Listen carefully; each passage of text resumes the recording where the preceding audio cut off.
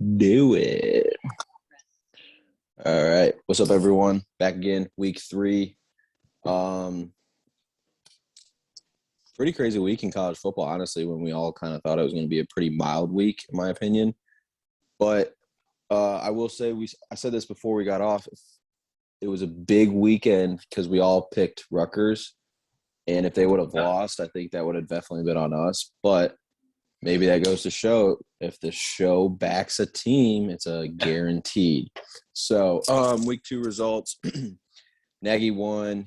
He was 5-3, plus 1.67. Ryan finished second, plus 1.64.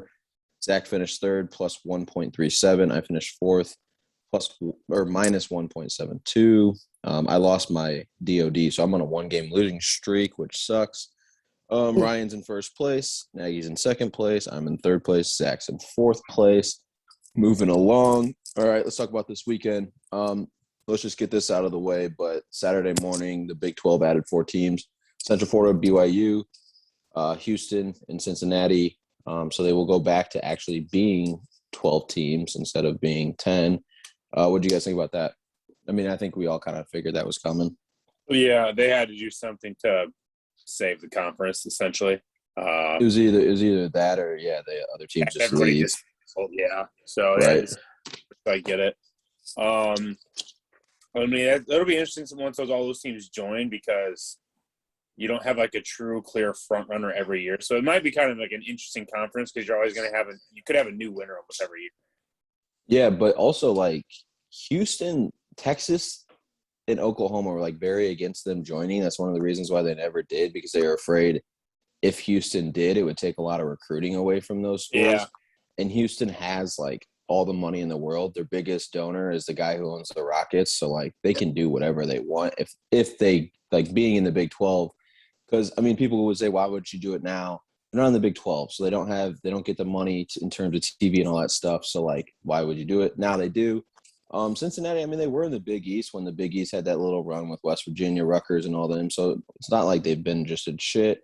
Central Florida, I mean, now it's a Power 5 school, and you get Florida. So, like, that's probably a possible could help them out too. And BYU, I don't know. BYU, I feel like joining any conference would have helped them. So, Ryan, what do you think about it? Do you think it's just there, or you think I thought those were 4 solid options and picks, especially with what was available. So I think they got 2 of the best non-Power 5 teams, and I mean, really the only thing that you could really ask for is maybe get like a middle of the road or something along the lines of like a semi-good team from another Power 5 conference. But yeah. I thought that was, I don't know. Like maybe getting Colorado or Nebraska back. Yeah. But I thought those were 4 good choices. For sure. So, I mean, that kind of, defeats all the questions, though, of, like, what's going to happen to the Big 12 next. I think the Big 12, adding those 4 teams this soon, are all likely going to just, like, say, fuck it, we'll get a buyout from Texas and Oklahoma, which will still be a fat buyout, so they can divide it up to the different teams. So that's more money for them, too. And then all these teams, like BYU's not in a conference. They don't have a buyout. Houston, the other 3 are in the AAC conference, which I saw they said like it's not even close to that big of a buyout to join when they want to. And the American president said they would work on something with them because, I mean, that's probably a good amount of money for American conference, no matter what they pay, because the Big 12, is going to pay it. So that kind of just wipes away all those questions. We all know what's going to happen now. And I wouldn't be surprised if next year all these teams are in these conferences. Moving along, I think the biggest statement of the weekend was how well Oregon played. Oregon goes to Columbus, beats Ohio State. I was there, and I got to say, when it was 14-7, honestly, like, in the fourth quarter, it got loud. It was like a 3rd and 7. They were down 7 with like 10 minutes left. They started playing like Seven Nation Army. That's the loudest I've ever heard a stadium in my life. Like, it was deafening loud, but like, I don't know. I kind of had the feel like you just got the feeling, when you have a vibe of a stadium, like I didn't think anyone in the stadium was like that confident that Ohio State was going to come back and win. I think at halftime, like they kind of were like, oh, it might be Minnesota, but then Oregon went, had like a 72-yard rushing touchdown in the first drive. And then I think everyone was just like, okay, never mind. I don't think we're going to win this game. But it was a great atmosphere to be in a crowd like that and like a top 15 matchup. It was awesome. But what I wanted to say, because I have a thought on this too, but did you think it was more impressive by Oregon or it exposed Ohio State more? I think it's a little bit of both. Yeah. I think this Ohio State. I don't think this Ohio State team is as good as teams from the past. I don't think CJ Verdell is. Well, he's a true freshman and he's playing like one. And their defense, whoever the CJ Verdell. Quarterback? Sorry, yeah, the quarterback from Ohio State. He was there last year, but he didn't play, but he was there. Well, yeah, he's playing like a freshman or playing like someone who has not played college football yet. For sure. And I don't think their defense is that good, and that's why I took the over. And I think didn't hit. Yeah, did it hit? A half point. Yeah, it should have hit, but yeah. And but we have to give credit to Oregon because one, I don't think no one gave them a chance. For sure. I mean, the line finished at 15 and a half. Coming from the West Coast to playing essentially a 9 a.m. game for you, missing your best player and potentially the best player in college football, and then still going out there and essentially, I mean, I didn't really watch it, but I was checking the score, and it seemed like they were like Ohio State would answer a touchdown, but then they'd always answer back. Oregon like had the momentum honestly from the start. Yeah, it seemed kind of dominant. Like Oregon was never losing. Never losing, but also to your point though, in the second half, Ohio State wouldn't answer the score unless they went down 2 touchdowns. So like it would be a 7-point game. Ohio State would get the ball back. They'd go 3 and out, and then Oregon might score, and then Ohio State would answer. But anytime they were down 7, they couldn't answer in the second half. But in the first half, like Ohio State looked like the team that traveled from the West Coast to the East Coast. Like they were not – it didn't seem like they were awake, ready to go. Yeah. Like you would have thought that they were the team that was a West Coast team. But I'll say this. I think it shows a lot more about Ohio State than Oregon. But I'll also say Oregon's coaching staff completely outcoached Ohio State's from top to bottom. Mm-hmm. And it wasn't even close. Joe Moorhead schemed up a great offensive game plan, and Ohio State's D coordinator, trash. I was like sitting by him, his family, and I was like talking a bunch of shit, and they were like staring at me. So I moved for the second half, and then I asked later on if I was sitting by his family, and everyone's like, yeah, that's his whole family, like his 2 daughters, his wife, and I was like, oh shit. But he deserves it. Honestly, he's a trash defense coordinator. And I think this proves, though, like, I think everyone gave Ryan Day all the credit in the world, which deservingly so. But I think a lot of that credit was, like, Justin Fields was that fucking good that even when he wasn't, like, Ryan Day wasn't on his A game, Justin Fields made up for it. Because, like, Ryan Day did not call a great game on Saturday. And C.J. Stroud is not even close to anything that Justin Fields is. Yeah, I would agree. So that game was interesting, though. Justin Fields was literally put in Ryan Day's lap. But that's what I'm saying. It's like I think that was something that I walked away with Saturday. It was like, dude, I think Ryan Day is like, he's a very good coach, but I think he was getting all these accolades for no reason, and because he never won the big one. And it's like maybe that was a lot of Justin Fields and not really Ryan Day. Like Justin Fields has proven. Like, I know he played limited in his first game, but the Rams have a good defense, and he looked very good in the few plays he played in, which almost is harder to come in and, like, play 3 plays, but, like, especially 30 plays. NFL game. But 30 plays go in between them. Like, so it's like you're not on one drive. But it'll be interesting. I agree, though. I think their defense is horrible, which is why, like, that's the big thing. I think their offense can figure it out just because, like, they have the best receiving core probably in football. They have good running backs. Like Stroud, like as much as he did play like shit, and sometimes like he's still a good quarterback. So like they can figure that out. But I don't think the defense. He's just progressing. It's showing it's what it is. Yeah, he doesn't suck. It's just he's a young quarterback. That's what I'm saying. Yeah, he doesn't suck. He's just not Justin Fields by any means. Yeah. So it's like, but like you can be an average Justin Fields and you can win the Big Ten easily. Like. I mean, no one else in the Big Ten is. Ohio State's probably going to go 11-1 or 12-1. Like, yeah. I mean, the only way they'll the lose, defense will be the biggest thing. Obviously, I was going to say, yeah. Their defense is not a big winning defense, but if that offense is just clicking, I mean, at 80% in the Big Ten, you're going to score in every defense. Yeah, their offense will score for sure, but their defense is one where, like, if they get in a close game and then it goes one way or the other because their defense can't stop anyone, that's when you'll do it. But so that's a big game, though. That was a big statement for the Pac-12. Pac-12 actually made a few big statements. But then moving on, Iowa at Iowa State. I think this was a huge statement. That was my biggest surprise. Yeah, like I took Iowa State. And Hawkeyes, baby. They beat the shit out of them. They've looked good 2 straight weeks, 2 straight ranked teams. Iowa looks like that team. You know how defenses like happen sometimes in the NFL? Like they might not be the best defense, but they're good and they forced a lot of turnovers. Yeah. And that seems like what Iowa is. I mean, think about the IU game. A lot of turnovers.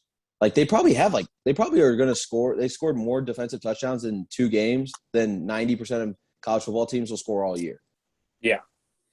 So that, I mean, what would you guys think about that game? I think this one was more telling of Iowa than Iowa State though. Like I think Iowa is pretty legit. I think Iowa is pretty good. Yeah. Like I don't think it was like really like Iowa State sucks. Like that's what it came. Like I think Iowa State's probably going to go 10-2, 9-3. Now were they probably over a little hype? Probably, but I mean, what's Iowa's remaining schedule? they don't have to play Ohio State. Yep, I was They excited play about that. in the conference that's left. I would say good teams is Penn State and Wisconsin. Wisconsin, the way how bad their offense is, that's a W for Iowa. Because Iowa's going to score a defensive touchdown in that game. It's at Wisconsin, so that makes sense.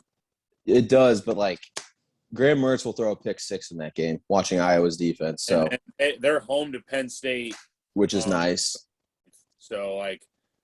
They have Kent State, Colorado State, Maryland, Penn State, Purdue, Wisconsin, Northwestern, Minnesota, Illinois, Nebraska.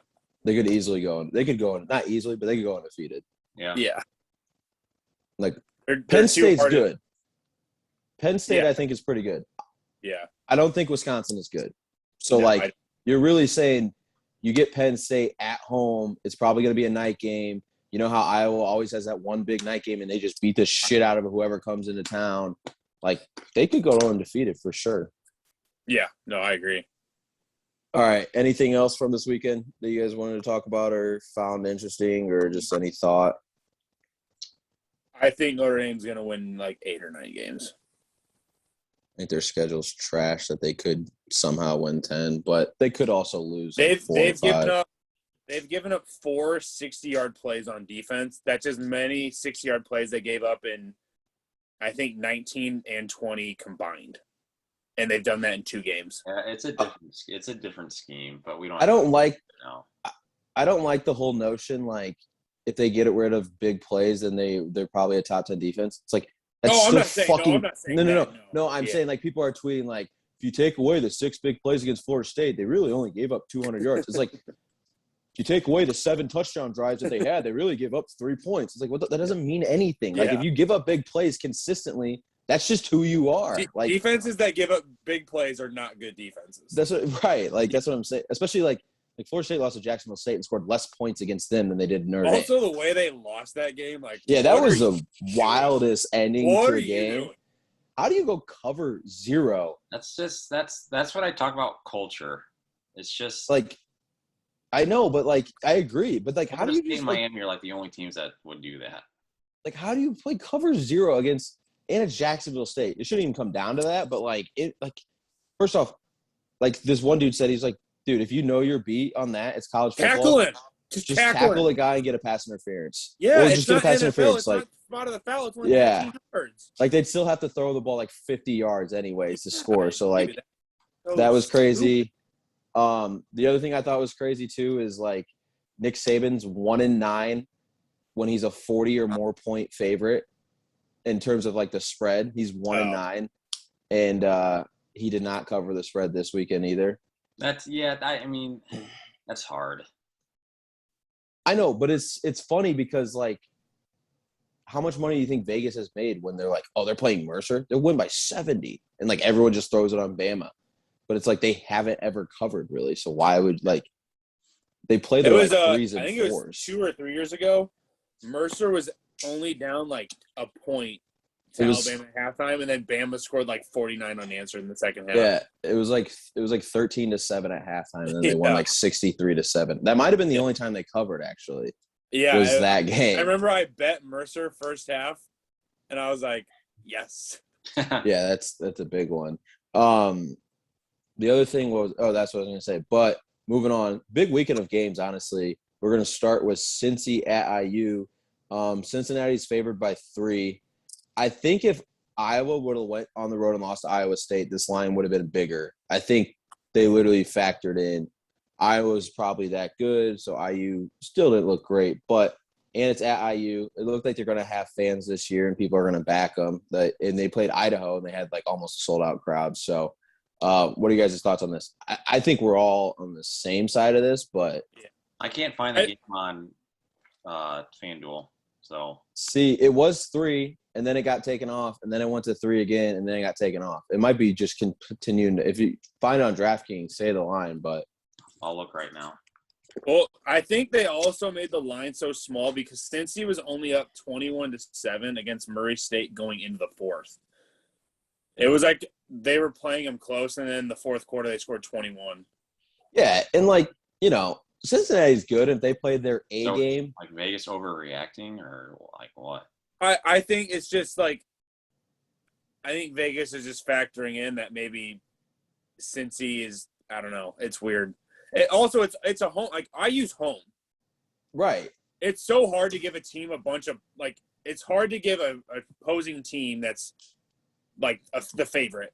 Like it's just hard. Well, also if IU goes 8-4 or 9-3 with the schedule that they play, like that's still like a tough game for Cincinnati. Like it's not like Cincinnati walks over like a Power 5 9-3 team every year. Like, so I don't really mind the line. I actually think in the first quarter you'll know who wins this game. Like I think it'll be one of those like IU comes out on fire and they're rolling and they're like hyped up and the crowd's into it. IU will win this game. If Cincinnati comes IU's out, first home game too. huh? It'll still be IU's first home game, correct? No, they played Idaho at home this past they did. weekend. Yeah, and that's what I said. They actually had they almost had like a full crowd for Idaho. So like they actually will have a home field advantage. Oh yeah. So like that's a factor in it. This is a huge game for Cincinnati though. Like this is a ginormous game for Cincinnati. Lose this, your season's essentially over because like they're thinking Final Four. Yeah. You lose a shot. They're thinking Final Four. Like they don't give a shit if they win their American championship and finish 10-2. So, Ryan, what do you think about this game? I don't like Michael Penix, and it's just so hard for me to bet because, like you said, IU can come out and like it can be one of those games where, like, I remember like there was more than one occasion where Ohio State comes in and IU's in the game in the fourth quarter. So is it one of those games or is Indiana roll over like they did against Iowa? I don't know. Yeah, I think I this is a very difficult. 3.5 is so low. Yeah, you know something I don't. I think this is a very difficult game to gamble on. It seems like a trap. Yeah, I hope Cincinnati wins because if Cincinnati wins, it'll definitely be like was the biggest fraud. Like they're ranked again in the AP poll. Why? Are they really? Yeah, they beat Idaho. Well, okay. Here's the thing: if IU wins, the under's gonna hit because if it's a track meet, I don't think they're gonna win or cover. You think? Yeah, it's gonna have to be 24-21, something like that. If IU's gonna win. You think IU's defense is that good? You think Cincinnati's offense is that good? I haven't really watched Cincinnati. IU's defense is gonna have to be that good. Probably, you're right. Yeah. Yeah, So, I guess this will be an interesting game though. I'm excited to see it. I hope Cincinnati wins. I fucking hate IU. I fucking hate Tom Allen, as was stated in week 1. But this kind of sucks because even if IU wins, even if Cincinnati ends up blowing this year, all IU football fans will be like, "See, Iowa's a top 4 team and we're still very good." It'll be fucking just annoying to see that on Twitter. So, Cincinnati, please do the world a favor because the biggest douchebag fan base in basketball is Indiana. So if they get good in football, they'll be the same way, and nobody wants that or needs that. So Cincinnati, please win this game. All right, moving on. Alabama at Florida. It's kind of a little sentimental, man. This is the last year for SEC on CBS, and like these games on CBS and Brad Nessler and Gary like calling it like yeah, like it's a big game. Florida found their quarterback. It looks like that dude's ginormous and he looked good. I know it's South Florida, but he looked good. See the video of him doing that backflip. Yeah, like this dude's just a freak athlete. 6'4", 240. Yeah, he's a huge guy. So Alabama, I saw they were 15.5-point favorites. I don't know if they still are. That's what I saw about an hour ago. Yeah. So what do you guys think? Like, this could be one of those games where Alabama rolls and then we see really why they are that fucking good. Or, like, you know, if it comes down to pressure situations, like, I don't think Florida's that good, so I think Alabama wins it still. What do you guys think about this game, though? It's really just going to be, is this quarterback – I think he's good enough, but is he good enough for 4 quarters to score on an Alabama defense? Because he's young, and Alabama's just like, when it comes to like young quarterbacks, I feel like unless like you're just like a special talent like Johnny Manziel was, they get to young quarterbacks after a quarter or two. Yeah, I agree with that. Like I think he's hard to game plan for, but Alabama is it's Alabama. They're so good. I know I hate it. It's so annoying. I actually think they're almost like that much better than everyone than ever before. Yeah. Like, because like the whole thing, you know, in the past was like they always had game managing quarterbacks. They just had 3 back-to-back quarterbacks who started an NFL Sunday game. Like, and there's people are saying Bryce Young could be the best. Like, there was an SEC defensive coordinator who said he's the smartest quarterback that he's ever seen, and like either like this kid's flawless. Like, so it's like, I don't know. What do you do? Like, Saban just needs to retire. Like, there's no point, you know, because Kirby Smart hasn't adapted to the like offense wins games mentality, so they'll never beat Alabama. And that's like the one team I think like could potentially compete with Alabama, because I think Clemson's going here, not like falling on their face, but like I don't think Clemson's nearly as good as they were 4 years ago when they got Trevor Lawrence and all that. So I don't know. It's just like I love dominance, but it is kind of boring. I really hope Alabama loses just for that sake. You literally have to play a perfect game to beat Alabama. Do you think Florida wins, Ryan? No, I do not. Yeah, let's just move on. Fuck that game. All right, Auburn at Penn State. Kind of like they haven't really talked about it, but this is a big time like football matchup in terms of like fan bases and schools. Have they ever played before? Maybe like way back in the Sugar Bowl days or something like that. It's a good question, but this will be a whiteout at Penn State. Everything will be, it'll be a crazy crowd. Ryan, what do you think about this game? I love Penn State in this game. Yeah, me too. Auburn has a real team yet. Penn State's played 2 legit teams. At least I think they played 2 legit teams. No, they played a shitty team. Did they? Yeah. They haven't played Wisconsin, and then who else did they play? They beat the shit out of them, but it was like it wasn't Eastern Michigan, but someone like that. They beat the shit out of them. They've played twice. Once in 2003, the Capital One Bowl, and then in 1996, the Outback Bowl. Yeah, so they don't play ever. The series split 1-1. So they played. Wait, Ryan, they played Ball State. They beat the shit out of Ball State this weekend. Yeah. I really like Penn State in this game. I do too. I think Bo Nix fucking blows, and I think Penn State actually does have a pretty legit defense. I think their offense is skeptical, but I think their defense is good, and I think Bo Nix sucks. I love Penn State too. Yeah, I like Penn State. Big. Yeah, big. All right, let's move to our picks, the big thing.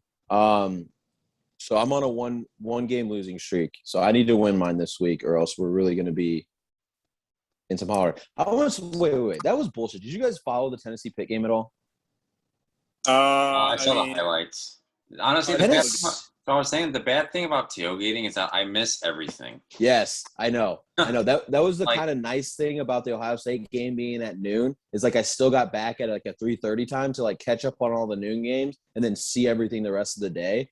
But like Tennessee was up 13-7, and then they like fumbled the 35-yard field goal, and Pitt like picked it up and ran it for a touchdown, and they still only lost by 7. But they had like 4 turnovers. Like it was just bullshit. Fuck Tennessee. But all right, I'll go first this week since I had the worst week. It was a rough week. My head was not in it. I didn't like week 2. All right, we're starting off Ohio, Louisiana, Lafayette over 56.5. Vatech +2. Vatech money line +124. Pitt -15.5. Kansas State +1.5. Penn State -5.5. LSU -19.5. BYU +3.5. Ryan, good pick on that last week. BYU money line +148. San Jose State -6.5. Colorado -2.5. Nebraska, Oklahoma over 61.5. Zach, you can go next since you finished it. My picks. Zach, Can everybody hear me? Yeah, I can. Yeah. My first pick is Louisiana Lafayette -19.5 against Ohio. Ohio just lost to Duquesne, or how you even pronounce their name. I don't even know how you pronounce it. Yeah, the MAC had such a bad weekend last weekend, but yeah, go on. Minus Toledo. Shout out Toledo. Toledo, yeah, Toledo looks pretty good. Toledo might run away with the MAC like easily, but yeah, go on. Michigan -26.5.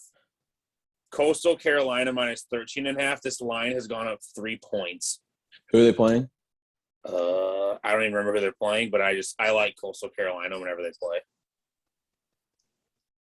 I'm trying to remember. I didn't write it down. I'll look. Zach, I'll look. You go. I took that one. I don't think it was on my card, but I took it just like Buffalo. Yeah, because I hate Buffalo because of last week's in Nebraska now. Yeah, Nebraska dominated them. But Yeah, go on. I was pissed. Vatech +2.5. Good pick. Oklahoma, Nebraska over 61.5 because I think Oklahoma's just going to score at will, and then their defense always sucks, so they give up points. Are you raising your hand? Yeah. Vatech, it's 2.5 now? yeah. That last I saw it, yeah. Okay. Well, I looked away earlier, so I had it at 2. That's 2.5 is good. Texas A&M -28. I bought it, so my odds are -122. They don't have a quarterback, just to let you know. Oh, wait, he's out? He's out till mid-October, late October. We're taking that off then. I didn't know he was out. Yeah. I didn't know why they played so bad, but I guess he didn't play like the whole second half, so it was like a miracle that they won. Clemson -28. Liberty -27.5. I think I've taken them every week so far, so I'm just going to keep taking them. Penn State -5.5. UCLA -11.5. That line's gone up, though. Zach, that Clemson line also went. It's at 28.5. Yeah, I bought it. I bought the juice. Okay. Is that it?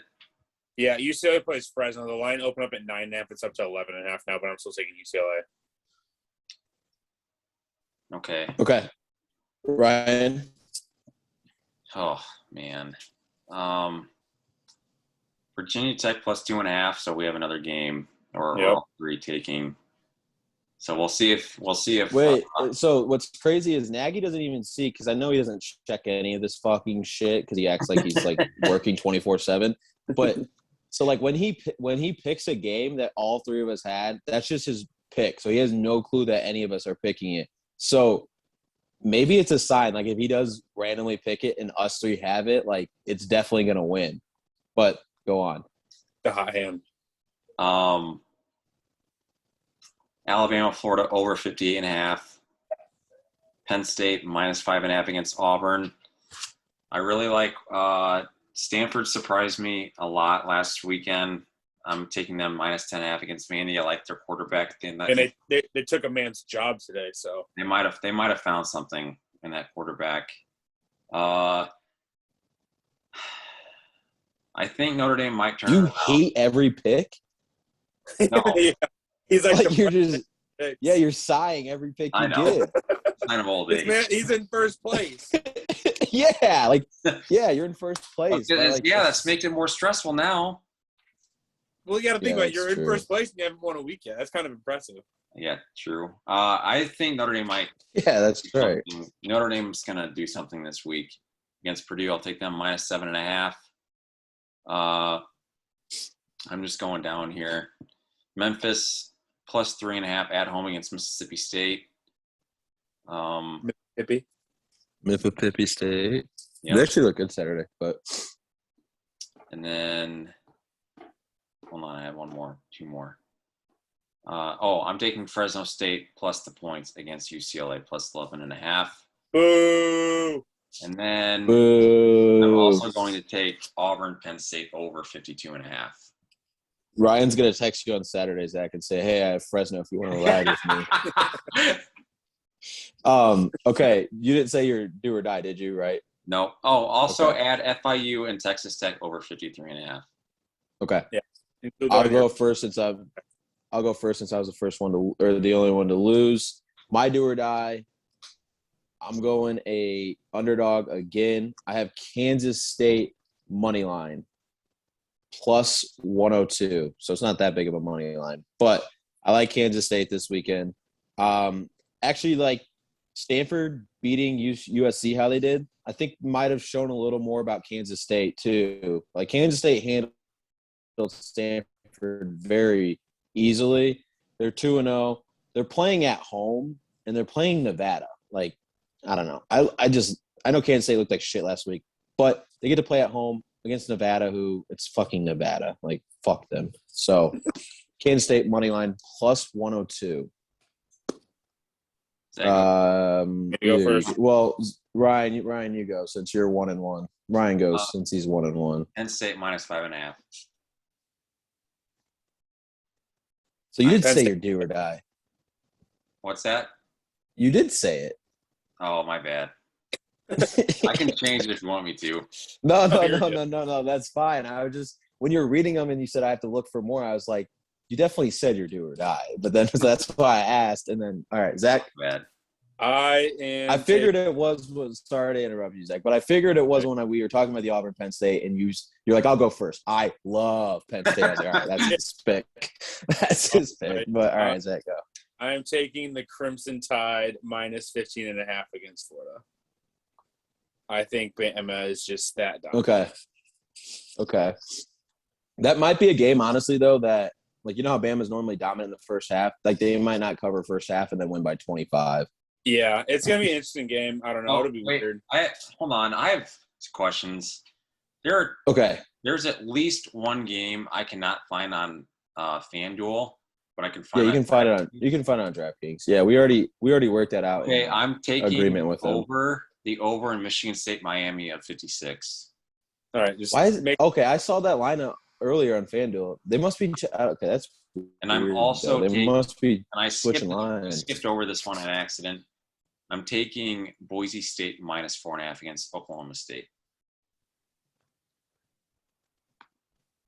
That's an interesting game. I saw that too. I don't know how I feel about that game, but I looked at Oklahoma State. I like that. Games and they don't look impressive at all.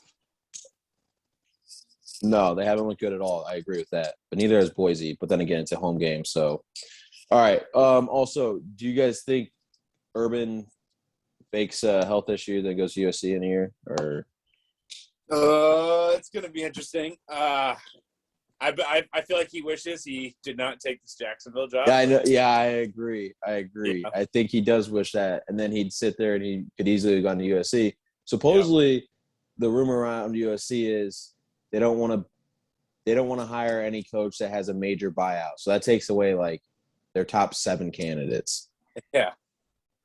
I don't know. So I don't know what the fuck they're going to do. I mean, this is also like, why fire him now after you should have fired him 2 or 3 years ago? That's what Ryan tweeted. Yeah. Or why not do it in the offseason? Look for a coach, let him build everything, and then like 2 games in. My thing is, if you knew Urban was starting to get looked at by the NFL and you knew you're going to fire Clay Helton, like fire him right away and be like, hey, Urban, come here. We'll give you whatever you want. Like, let's be honest. Do we really think the Stanford loss was – I don't think that was it. Like if I know. I think they were waiting for him. Stanford, I don't think that's gonna save his job. I think they were waiting for him to lose just one game and then do it. They're waiting for a reason to get rid of him. Unless he went like 10-2 or I think 11-1. a lot of reason to get rid of him, but Yeah, I mean that kind of sucks for Notre Dame because like USC clearly like can get good quick, and like it was nice having Clay Helton be the coach of USC because they were fucking awful. But I don't know, it'll be interesting. But all right, that's it this week. Big weekend. Notre Dame at home, Purdue. That'll be a fun game to be at. Zach will not be there unfortunately, but hopefully Ryan. where's Xander?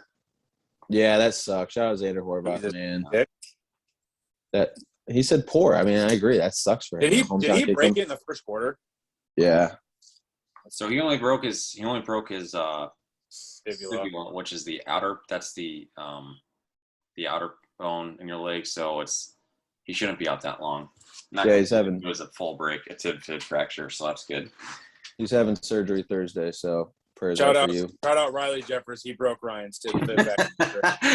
Yeah. Clean shout out break, Riley through and through. Jeffers. friend of the program, Riley Jeffers. Fucking dick. Flew me all the way out to fucking Columbus to see that shit show of a game. Oh, what a He cocksucker. ruined Michael's weekend in Ohio State, and he ruined Michael's leg he ruined Ryan's leg in His leg. He's a ruiner. Andy ruined my weekend when I took Kansas against TCU and he botched the snap. So fuck you. And he Riley. ruined Ohio State's perfect season already, week 2 of his career there. Mhm. A So lot of ruin going on, Jeffers. Ohio State fans, if you waited till the end and you want to know why your season's over, we just told you. But all right, we'll see everyone next week. Peace. See ya.